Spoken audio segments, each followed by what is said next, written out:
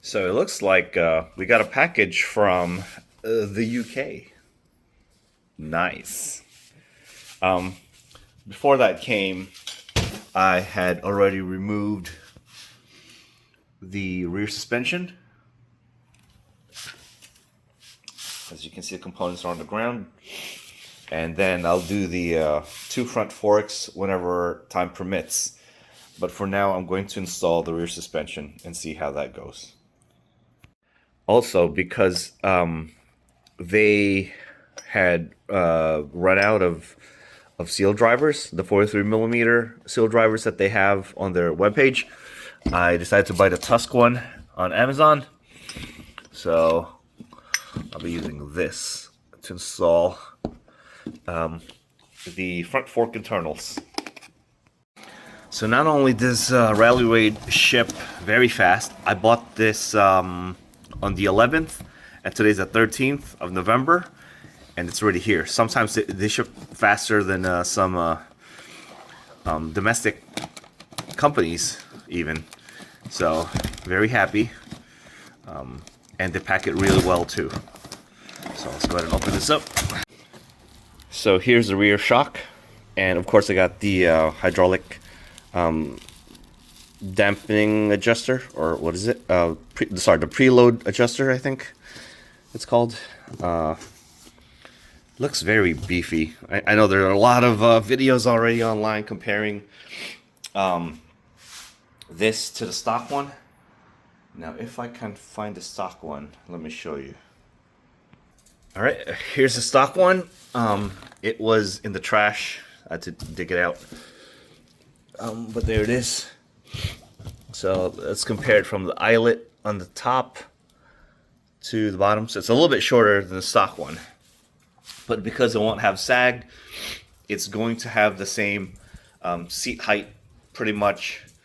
Well, depending how you weigh, actually. Okay, instructions and tools. Let's go ahead and let's put this aside and we'll throw it away again later. So this is for the this part of the shock, the hydraulic preload adjuster, and these are the instructions in different languages. So after reading this bit of literature, I'm sorry, but I now have developed a British accent after reading this manual.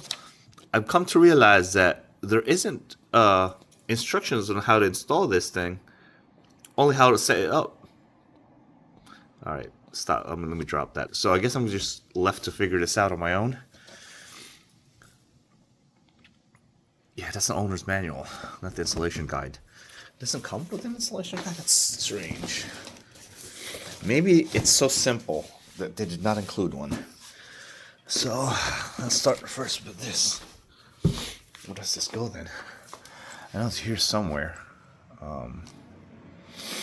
Is it? It's right here. So this comes with the European and the American, or European/Asian and an American. We're going to mock it up and see how that goes. Is there anywhere I can snake this through though? How do I snake the? How do I have to remove this cover and snake it through here? Because there's not a lot of room up here. Yeah, that's not enough room.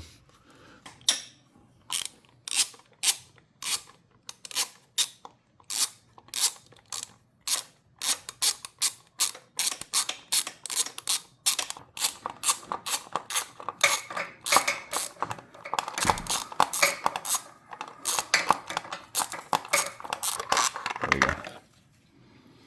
Okay.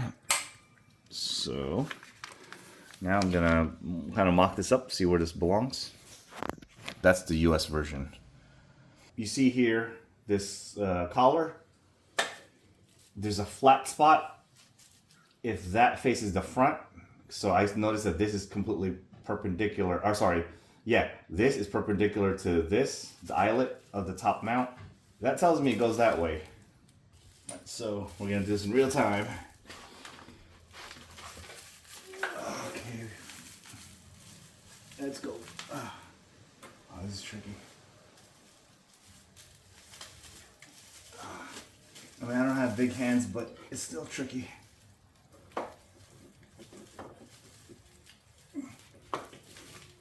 All right, there you go. Snake that through. Now how am I gonna go get to the other side to put the bolt in? Let's see what I can do from here. Hold this from the top, stand it up on a piece of wood, and I'll just lift it again from the other side. Every time it hits the, every time the shock body or the spring hits, what's it called? The swing arm, a little part of me dies, but it's okay. Dual sport life.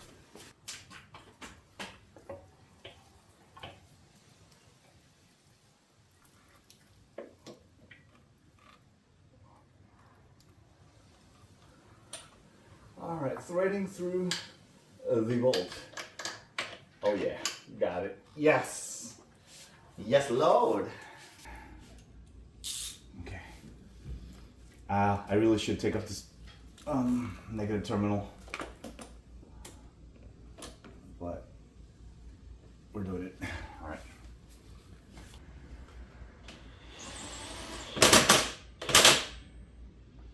Okay, not gonna over tighten that. That's just torque to #1 setting. I don't know what that is in torque spec. Let's see about this hydraulic preload HPA.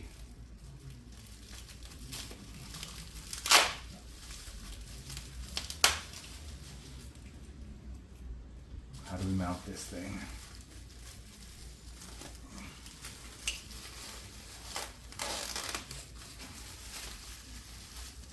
They really packed it really well. That's a good thing. I'm assuming that we're going to reuse the stock one.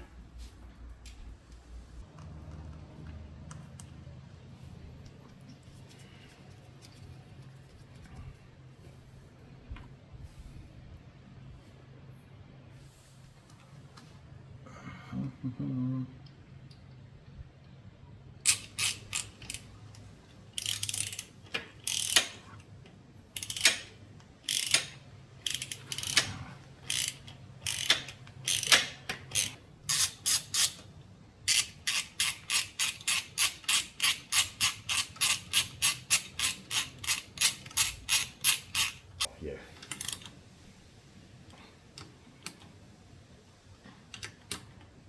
Yeah, that one's about the same. Yeah, it's about the same. Okay. This whole assembly, the linkage and I don't know, the triangle thing. We need to grease this because it is bone dry.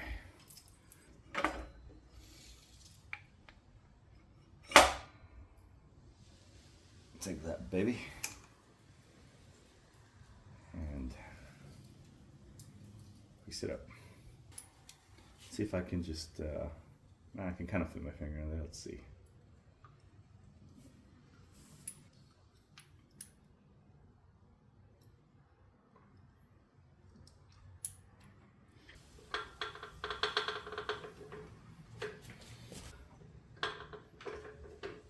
All the bolt heads face the right side and all the nuts are on the other side.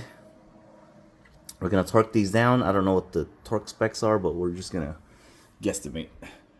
And there's the top of the suspension.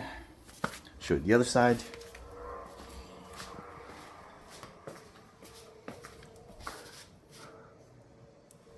Here's the top of the suspension, the top eyelet. And here's the bottom for the linkage. Don't forget to put the spring back, which I had removed earlier to make the installation easier. Okay, so that's back on there now. Now I'm just going to tighten up these bolts and see how she rides. Now that everything has been torqued down, all 5 of them, top 1, 2, 3, 4, 5, I will now put the fairings back on.